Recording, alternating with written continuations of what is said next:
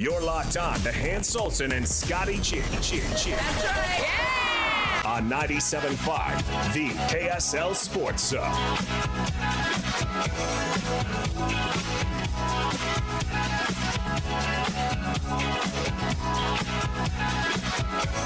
Hans and Scotty, 97.5, the KSL Sports Zone. We're going to chat with Brian Estridge, the play-by-play voice of TCU, coming up here in just a moment. Get his thoughts on this matchup with Utah State. Should be a fun one. A game coming up on Friday. The Aggies and the Horned Frogs. Just looking at TCU's resume here, they do have some key wins. They did get a win against Houston at home. Can't get much better than that. They got a win against Baylor on the road. That was a big one for them. I mean, all their losses, there's really no bad loss on there. You know, the teams they're supposed to beat, they beat. They did lose to Nevada. Nevada got them pretty good, 88-75. But Nevada obviously is a tournament team. They're a good team. They lost to Kansas on the road. You would expect that. Cincinnati, Iowa State. They lost 3 out of 4 going into the Big 12 tournament before they beat Oklahoma and then lost to Houston by 15. So, impressive resume for sure. It is. It's an impressive resume. And, you know, Scotty, like I told you, that game that I went down and watched TCU and BYU, and the first half compared to the second half, a completely different show. This team is not overwhelming with size. They're just overwhelming with physicality. They really like to get physical. They like, when push comes to shove, they'll get in the game and they'll move bodies around, but they are not massive. They're not massive. They're going to force a ton of turnovers. They offensive rebound the heck out of the basketball, which is a little surprising given the team that doesn't have that kind of size. But boy, just looking at their KenPom, they're 20th in the country in offensive rebounding percentage, which does not bode well for Utah State because they have not been a good defensive rebounding team down the stretch. Don't get to the free throw a lot. They don't shoot a lot of threes, although they're a pretty good three-point shooting team. But they are ranked 327th in three-point attempts per field goal attempt ratio. They move the ball around the ball pretty well. They got a good assist rate.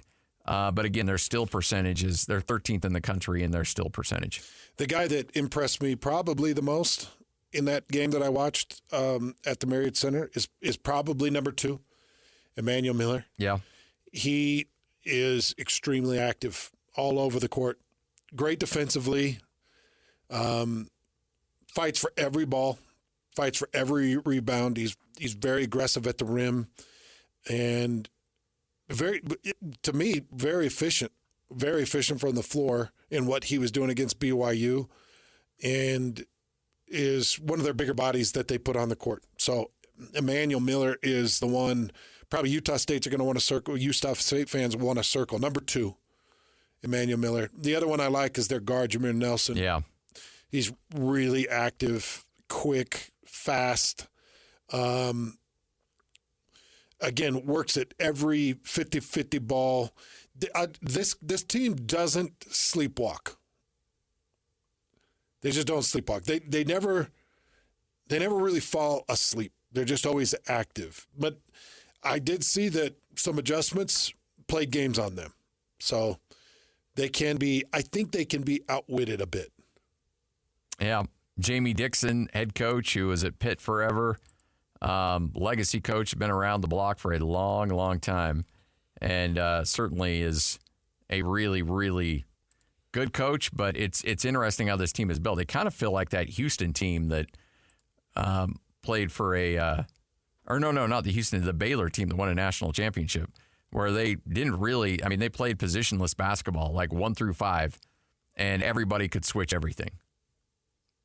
And again, I have not watched a lot of TCU. I'm going to take a closer look at them tonight, do a deep dive, film-wise, highlights, and really see exactly what they are. And Brian Estridge hopefully will be able to hop on here in just a moment and kind of give his insight on what's going on. But this is a fascinating matchup.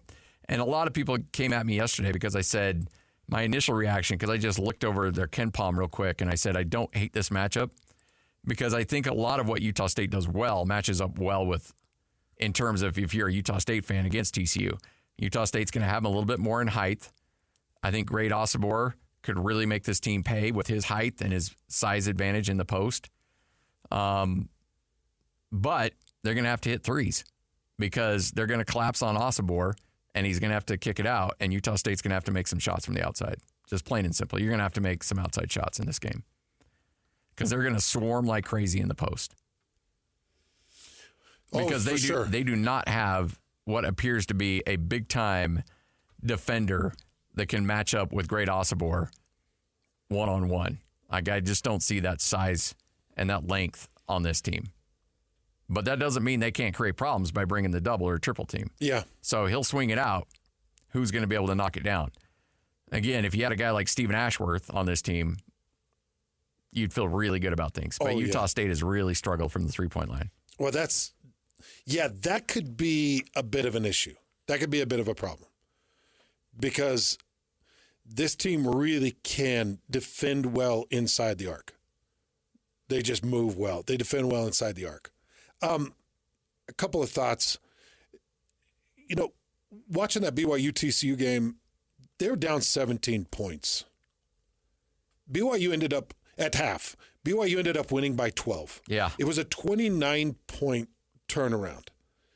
So you can find runs and you can find scheme and you can find looks and you can manufacture things that can get you back in this game. But at no point should you feel like you're out of this game. It was one of the craziest turnarounds I've ever seen in basketball. 29 points, Scotty. Yeah. A 29-point turnaround. It was absolutely mind-boggling. The other thing that I saw TCU do well, they use bench minutes pretty well. I think they've... Oh, yeah. I'm looking across the board. Like, they go deep into that bench. Yeah, they use bench minutes pretty well, and they keep bodies fresh. And, you know, that might change a little bit in the NCAA tournament, probably pressing their starters a little bit more, but they do have bodies that they can throw out on the court that go and get you production. And that was one thing that stood out to me with them against BYU as well. Just looking, this will be their third consecutive year in the NCAA tournament. They beat Seton Hall a couple of years ago in the first round as a 9 seed and then lost to Arizona. Last year, they were a 6 seed, beat Arizona State in the first round, barely, and then lost to Gonzaga in the second round. And then this year as a 9 seed, drawing Utah State. So, yeah, this is going to be an interesting game for sure. Again, still efforting Brian Estridge here. We'll see if we can pull him up here. But Brian has been the voice of the TCU Horned Frogs for a lot of years and has done a fantastic job over the years with these guys. And he's been a great friend of the show, good friend of mine for the better part of 16 years. And we'll see if we can't catch up with him on this team. But TCU did put together some really good wins, as Scotty was mentioning. Their best win of the season, probably that Houston win. But you could argue going on the road and getting that win against Baylor would be a big one, but Houston at home probably has to be circled as their best one. That's got to be the signature win. Joining us now, he's the play-by-play voice of TCU, Brian Estridge, joining us. Brian, how are you, man? Brian, you there? Gentlemen, how are we? Oh, good. I'm just sitting here thinking about the Utah State program that Larry Eustace built back in the 90s. How good it is now. Larry wants to take credit for it. By the way, I got great Larry Eustace stories when I was a student at Utah State. But I can imagine. Yeah. How many of them involved co-eds? We'll talk when we get in Indianapolis. We'll have a chat. How about that? hey, Hans. The ballot comes out yesterday. I'm in the Colorado Springs airport. All right, the bracket comes out yesterday. Yeah.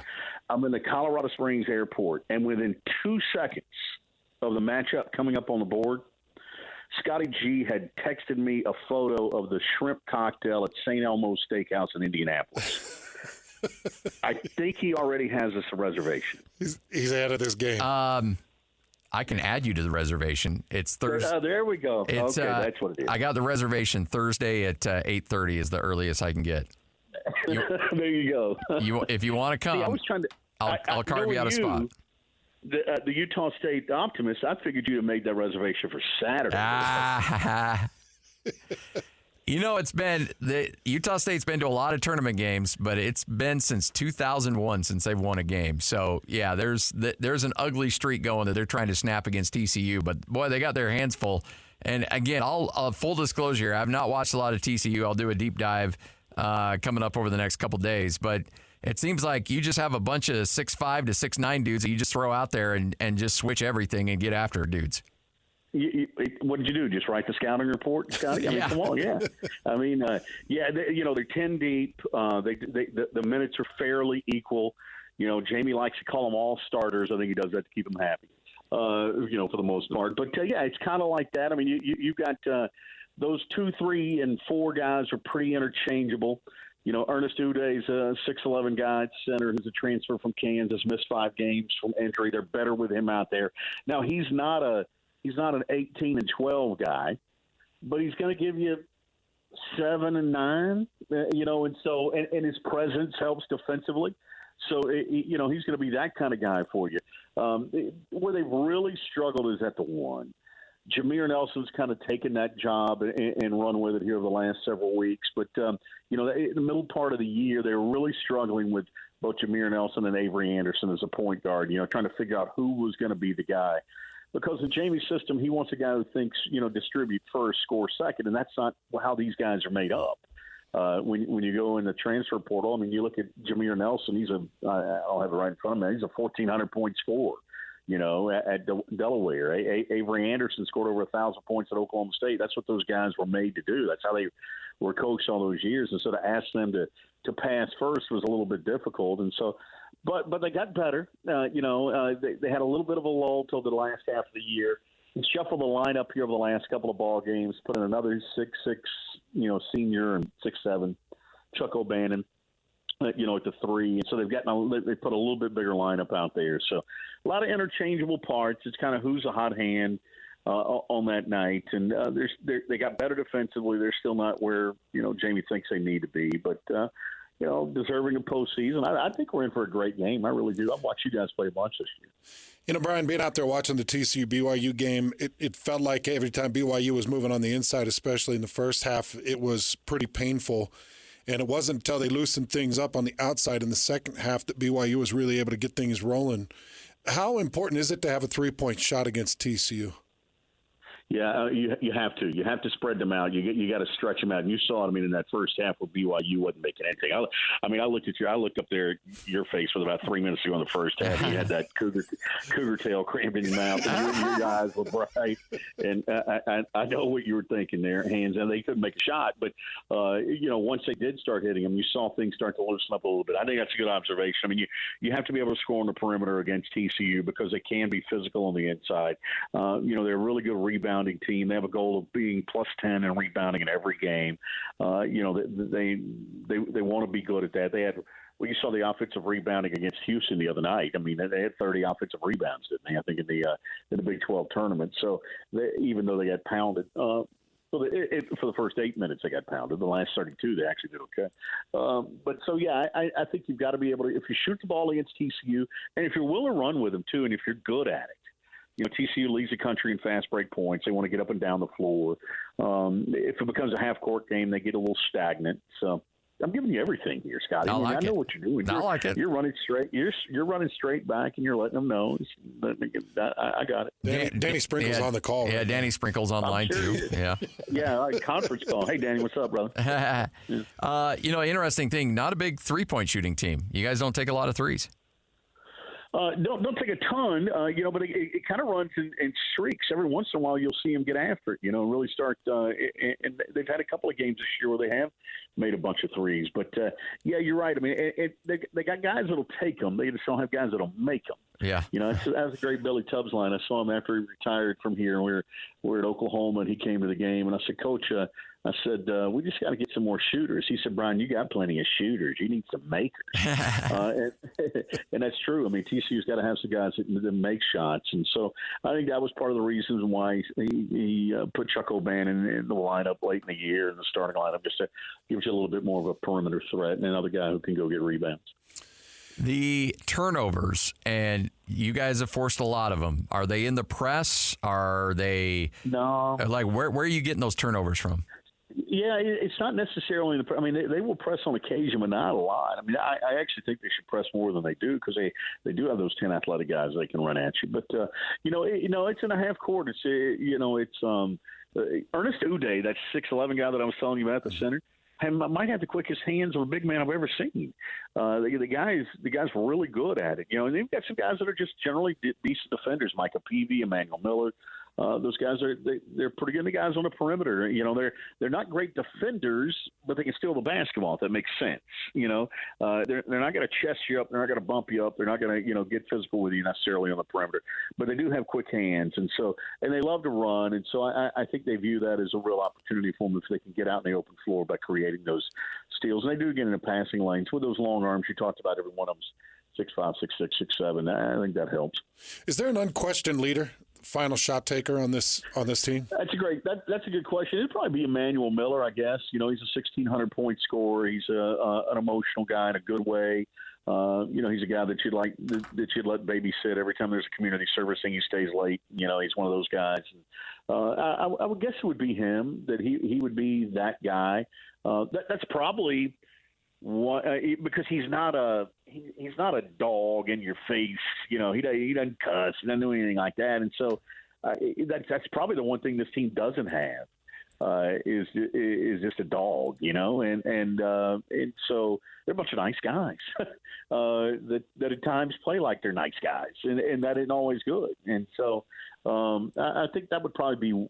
But if you had to say who's a leader, who's the guy you wanted in his hands late, I would say it's probably Emmanuel Miller. He had a big three at Georgetown earlier in the year that won it, buzzer beater. Played well down the stretch. Had a big game in the tournament to start in the first round in the Big 12 tournament. So he'd probably be the guy. Second team All Big 12.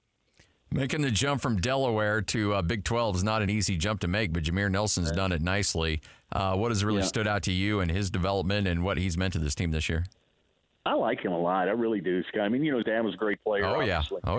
Grew up around basketball, put up big numbers at Delaware. And, he's had to come in here and kind of rethink his philosophy, not be that scorer first, although he still kind of is. And I'm okay with that. I know Jamie gets hung up on it, but, I think he's a guy that, he's got terrific ability to drive the basketball. When he gets in there, he's crafty with it.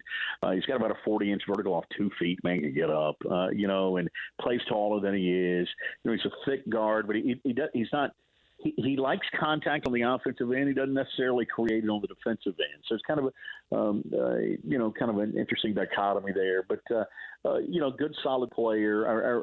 Really, decent perimeter shooter.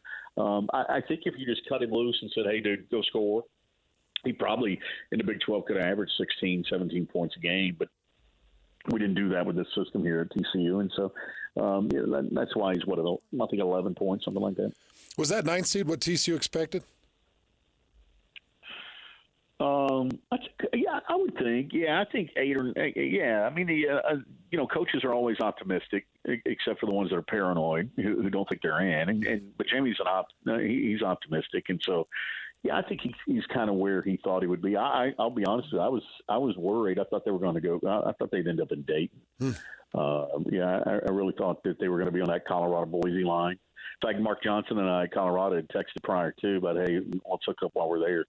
I mean, I thought they would have been in that line potentially, but falls where they, I think the net. But hey, fellas, let's throw the net out. Look at Indiana State sitting home with a 29. Yeah. I mean, that's ridiculous. That drives me crazy. And I think the Mountain West is underseeded everywhere, Scotty. I mean, you looked at them. I mean, are they not? Yeah. I think outside, I think what the committee did essentially, and Hans and I were talking about this earlier, is that I did the mock selection committee thing a bunch of years ago, and I remember them saying over and over, we do not take prior performance under evaluation in years past in tournaments, and we do not take reputation and tradition under consideration. Well, exactly. Baloney, because outside of what San Diego State did, Mountain West has traditionally underperformed in the tournament. And so San Diego State was the one team that's done well. Well, they get a 5 seed. They were a 5 seed, Brian, in the Mountain West tournament. They were They were 11-7. They had 7 losses in the Mountain West, but yet they get a 5 seed. Utah State wins the whole thing in the regular season, and they're an 8 seed. What it says to me is these guys are like, hey, guess what, Mountain West, you haven't done well. Utah State, you haven't done well. A lot of these schools, you haven't done well. So we're going to seed you down. We're going to give you your 6 teams, so you shut up. We'll give you your 6, but we're not going to give you the seeds that you want. And Gonzaga getting a 5, St. Mary's getting a 5. I mean, there's a lot of just weird things here that just don't make any sense to me at all. There's so much subjective nature to this thing that they try to tell you it's not there, and I don't buy that for us. I don't buy it for a second. I mean, and that's why we don't care about how you the last in or the eye test or any of that crap. All of that matters, man. All of it matters, and so I just think Indiana State not getting in is a real travesty. When I came on the air, you guys were talking about TCU's biggest win of the year. And I'm curious, what do you guys say is Utah State's biggest win of the year? I kind of went through the schedule. San Diego State at home was certainly a big one. Yeah. The Boise State on the road was a big one. Those are probably the 2 that will jump out to me. New Mexico, considering how New Mexico finished and winning the conference tournament, I'm telling you right now, look at New Mexico. When you're filling out your bracket, Brian, New Mexico and Nevada, take a long, hard look at those 2 teams because they are playing really good basketball. TCU played Nevada earlier in the year in Hawaii, and Nevada beat them. Of course, that's the only game, and I told this to Tony Padilla, the referee who officiated that game. I wasn't there because of bowl games, but I saw him later on in the year. And I said, Tony, I think you made the basketball record book for that game. And he said, how did I make the record book? I said, because you tossed out Jamie Dixon, and he's wearing a floral shirt. No one's ever done that. No one's ever thrown a guy out wearing a floral shirt, in the first half of a game in Hawaii that doesn't matter. It's laid back. He's in a floral shirt. Yeah, he's got a lay on or whatever you call those things in a floral shirt. And he got blown up with 8 minutes to go in the half. Just there having a good time. What's your deal? And Tony Padilla is one of the best officials out there. Just ask him. Yeah, but exactly. He must have had a bad day at the bondsman's office that day, the bail bond office. Yeah. So it's going to be. I think it's a great matchup. I think the second round game, obviously, for both of these, is going to be a real challenge. We saw Purdue in Toronto earlier in the year in an event that TCU played in, and I thought they were really, really good. The big man's obviously good. Oh, yeah. I just thought they were really sound, and so it's going to be a challenge. You're playing them there in their backyard, obviously makes it hard. But hey, Indianapolis, great basketball city. I think it's going to be a fun time up there. You guys travel? You going to bring some fans to that thing? I don't know. This has become such a obviously football is big here. It's become such a college baseball town too, as well. And team actually traveled pretty decent on the road in baseball. They're at Oklahoma State this weekend. So, I know that Utah State over the years has been a basketball school, and I bet you I wouldn't be surprised if you don't have as many people as TCU does there. Well, hey man, we appreciate it. Always fun catching up with you. I'll see you if you want to hop in on that trip to St. Elmo's. Just let me know. Thursday. What time Thursday? About 8:30, 8:15, 8:30 around there. Okay, great. I'll just plan on being there. All right, sounds good, man. We'll make it happen. All right, guys. See you then. You got it. Brian Estridge, play-by-play voice at TCU right here on 97.5, the KSL Sports Zone. Got to hit the outside shot, Scotty. I know, and that's not something Utah State's been particularly good at. It's just not something they do. Yeah. It's not something that TCU does either, but TCU is really good at defending certain areas of the court. And BYU had 0 going for them in that game until they started hitting on the perimeter. Yep. And then it opened up a lot. Yep. Hans and Scotty, 97.5, the KSL Sports Zone. Happy Monday, everybody. The NCAA tournament is here, and Dev Simplify hanging out with us here in studio. So many great things, so many great opportunities.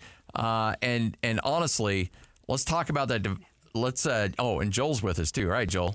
Now's your time to shine, buddy. Yep. Let's go. Let's talk about a little bit of the development process and what goes on to some of these projects to make them so successful. Yeah, well, we actually feel like building custom software is a lot like building a custom home. Yet it's amazing how many times we've gone in and met with teams that they do not have the proper plans. They haven't taken the proper time to create the requirements to lay out the plans that make the development easy for the developers. And then the developers look bad because they've been given, some vague outline of what they want. And so the number one thing we focus on is the planning. And we meet with our clients. We clearly identify the requirements for each stakeholder of a project. Once we've done that, we want to outline what the MVP is. What's 80% of those features that are going to be used? What is 20% of those features that are going to be 80% of the time, used 80% of the time? And then we focus on that. We take those features, create a product goal chart. Then we create wireframes, and then we share that with the shareholders and make sure that all of us are on the same page. Once we're all on the same page, then we'll take that, create the wireframes, and then the high fidelity designs, and then only then pass it to the developers. So, well, for those of you listening, this is the first time you've heard Dev Simplify on with us, and you're probably a little bit unfamiliar and not exactly sure what it's all about. Now, correct me if I'm wrong. Dev Simplify is development simplified, exactly. Right? I mean, it's just web development simplified. Yep. And everything that we really want to get across to people is right there in the name. It's development. It's simplified. As Joel was just explaining, it is a 13-year developed process that brings you to a point where you can identify what your need is and you can get that need fixed quickly. And that's why I love Dev Simplify, because there's so many people out there with different programming needs. Right. So right now you've got an opportunity to get the free or the complimentary discovery session plus 5 hours for free. Now, this is only run today, right? So you got to jump in and take advantage of this. So if you're a business and you're having some frustrating points with apps or websites or any type of connections, software connections, all of those things, this is an opportunity to sit down with the professionals and go over those issues and get some things squared away. And it's free. It's a $700 value. And Dev Simplify is basically, they're bringing it on air today only because this is a new partnership. Right. And exclusive here. This isn't being advertised anywhere else. So it's exclusive here, and it's for today only. And as you can imagine, because of the time limit, we've limited it to 5 slots. Yeah. So once those 5 slots are filled, we're good. You can go to devsimplify.com. That's the best way. I mean, you're going to see the big banner pop up. Yep. Dev Simplify, DEV, simplify.com. You'll see the big banner. You can click on that, and you can take advantage of this call right now just at devsimplify.com. Yep. You can also call 801-701-3660. That's 801-701-3660. Or, as you mentioned, just go to devsimplify.com. And I also want to add that 5 extra hours added on to that free discovery session. So, I mean, that's going to save you a ton of money, too. That is, I would say, the massive value here, what people are going to walk away with 5 hours meeting with our team. I mean, and that's a no strings attached. We were excited to meet with you. It's no strings attached. Don't feel like you're going to call us and we're going to try to rope you into anything. We don't need to. We're just excited to help and extend this offer to you. I love it. 801-701-3660 or go to devsimplify.com right here on 97.5, the KSL Sports Zone. This is Jake Scott and Ben Anderson. He's Coach Tim Lacombe. Who do you like in the seating? Who do you think has an opportunity to make a run? It's an interesting one to me this year, but I would have to say that even though Houston got pummeled in that Iowa State game, I think Houston's got to be a team you look at. They've got a decent run. I think at the end of the day, guys, I think UConn wins this thing. I think Bobby Hurley's done a great job assembling a team that can win a lot of different ways. And I just think even though it's going to be difficult, I think that they'll be a team that is there. And I think that even though it's real chalky, and I hate doing chalk, I think that's a team. I think Houston's a team. My outlier this year is Creighton. They're a 3. I kind of like where they're at, and I like the fact that they're old. They've been together for a number of years, and I think that will pay dividends in a kind of a splintered, fractured NCAA where teams have about 8-month experience overall. Hear Jake Scott and Ben Anderson every day from 10 to noon on 97.5 The KSL Sports Zone. It's time to saddle up and talk about the winners and the losers. This is the good, the bad, and the ugly. Now, here's the good.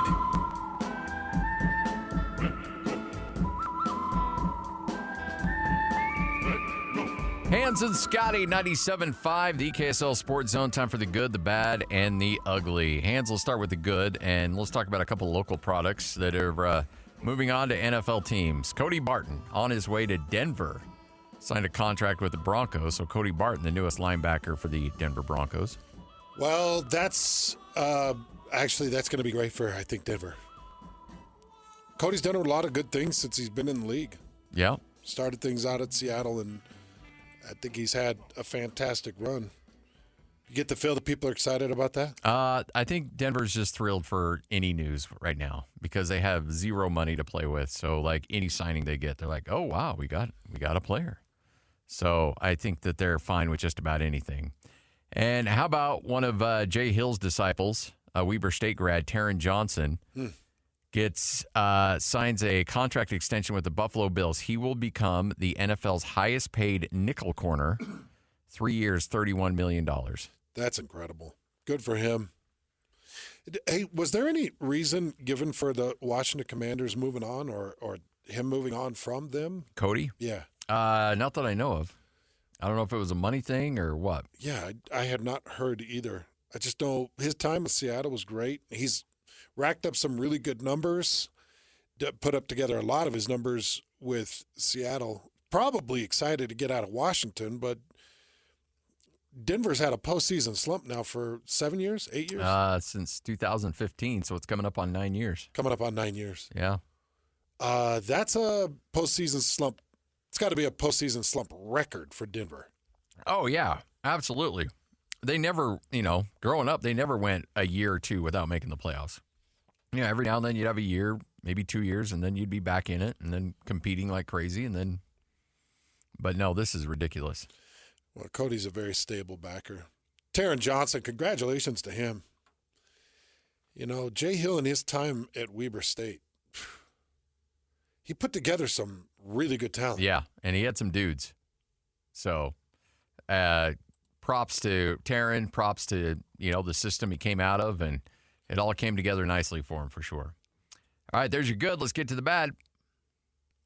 Now the bad. So I'm a little torn on this, Hans. And I'm from a former player. Now, I know you played football and not basketball, but I also know how you felt about those postseason bowl games that you hated. Yeah.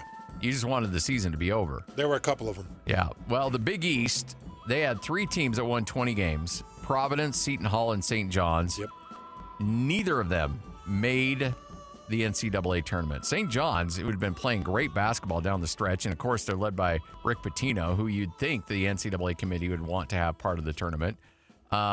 They snubbed. Yeah, snubbed. They're out. And also Ole Miss is another team you can lump in with these that said, you know what? We don't want to play in the NIT. Yeah. So Providence, Seton Hall, St. John's, Ole Miss, these are all 4 teams that had good resumes that would have been NIT bound. Correct me if I'm wrong. Oklahoma? Oh, Oklahoma. Yes, you're right. And Pitt? And Pitt. There's another one. So you've got a bunch of teams that are just saying no. Now, the NIT, and this is also led by, the money grubbing, some of the other individuals that are trying to remake college athletics that are driving me nuts. They changed the rules on the NIT. There was a rule put in place a long time ago for teams out of like the Big Sky and the Big West and some of these other conferences that are normally one-bid leagues. And they had a rule that if you won your regular season, but if you lost in the conference tournament, you would get an automatic bid into the NIT just to give you some reward. Well, this was the first year they did away with it because they're like, we don't want these schools in there anymore. So let's just get rid of them and make sure that we load this thing up with as many Power 5 schools as possible.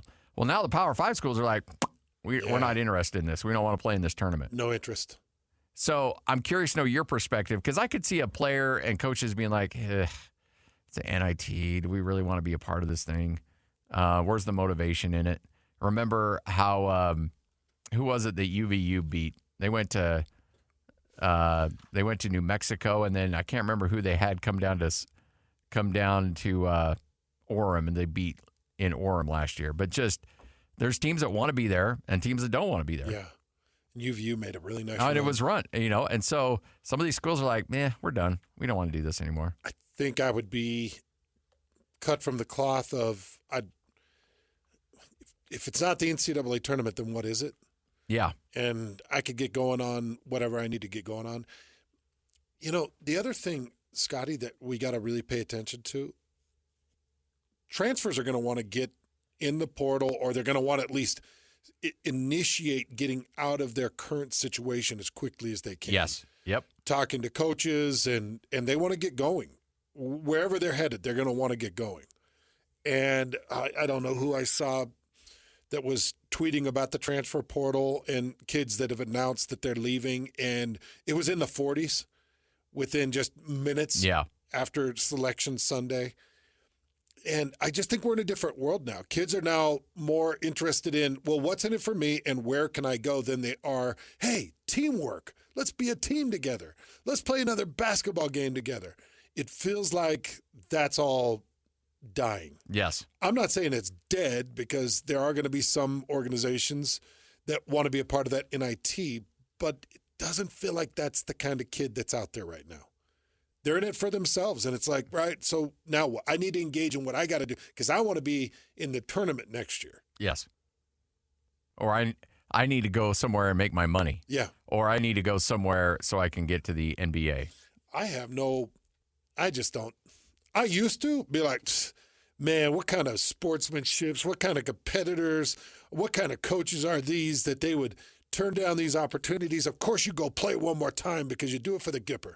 And now it's like, no, it's just not the way it is anymore. Not really. And I think organizations like the NIT and others are going to suffer because of it. Yeah. I think you're spot on that for sure. All right, Hans and Scotty, 97.5, the KSL Sports Zone. Hope you're all having a tremendous day. Make sure to join JJ and Alex at Common Spirit Holy Cross Hospital in Salt Lake, 1050 East, South Temple, coming up on March 20th, 3 to 5 to kick off Utah's first and only T-Mini robotic system for knee replacement. That's right. Meet the robotic team, questions answered, refreshments, and a whole lot more. Should be a lot of fun coming up on the 20th. Hans and Scotty, this is 97.5, the KSL Sports Zone. Ladies and gentlemen, may I present... This is JJ and Alex. Matt Baimonte joining us here on the program. Covers the Cougs for KSLSports.com. There's a lot of options. Now, a lot of them are unproven. So if Retzlaff and Bohannon don't show you anything and the season gets off the rails, maybe you try a Ryder Burton. Maybe you try Kate Finnegan. He's been here forever. 9 quarterbacks in the room. There's still a lot of guys in there, and maybe someone can play, but going to the portal this late would be catastrophic in my opinion, because you'd probably see more departures from the portal knowing that they're not wanted, and then can the new guy get up to speed and learn the playbook? I just feel like you have to ride it out with what you got. Catch JJ and Alex afternoons from 3 to 6. Presented by G2G Bars on 97.5, the KSL Sports Zone. Go! It's time to span the globe for the hard-hitting news you care about. Well, not really. But hey, at least we found it interesting. This is Whole World News on 97.5, the KSL Sports Zone. We've got the whole world in our hands. You got the whole world in our hands. We've got the whole world in our hands. We've got the whole world in our hands. We've got the whole world in our hands. You've got you and me, brother, in our hands. You've got you and me, sister, in our hands. Hans and Scotty, 97.5, the KSL Sports Zone. Get the official debit card of the Utah Jazz, University of Utah Sports, Real Salt Lake, and more exclusively at America First Credit Union. All right, time for another edition of Whole World News spanning the globe. And Hans, let's go to Quebec. As a small town in Quebec called Knowlton, a woman was grieving her father who had passed away and was cleaning out his belongings, and went into his tool room, which she said they were never allowed to go into his tool room. Mm-hmm. She said it was a sacred place. So anyway, so she's in there cleaning out, going through everything. She opens up a toolbox, and there is a grenade.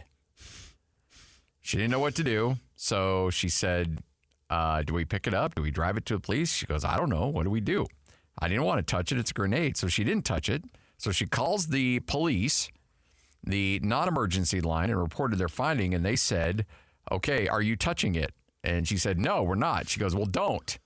She goes, all right, we're on our way. Come and get it. I have no interest in doing that. We have no interest in It's that. a live hand grenade. So the police show up. They decide not to touch it. They send pictures to their supervisors.